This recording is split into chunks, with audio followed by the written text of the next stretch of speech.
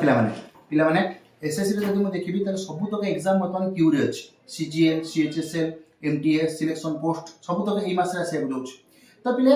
तुम जे देखिबो ता पय कि प्रिपेयर जदि करिया को चाहछो ताले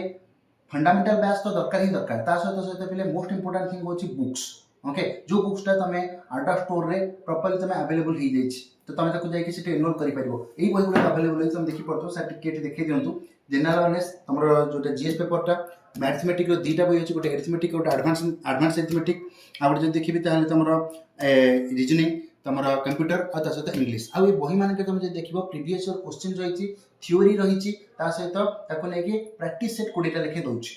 तो ये सब जिन पे गोटे बही अवेलेबल रोचे तो तुम आपको as soon as possible enrol करा एनरोल कला बेले Y933 कोड यूज करिवो आ से बही की तुम घर एड्रेस रे तुम घर एड्रेस रे 5-7 दिन भीतर पहुंच जिवो तो लेट करनी as soon as possible बही की ऑर्डर करो और प्रिपरेशन जबरदस्त करके आपको लेके चलो थैंक यू सो मच।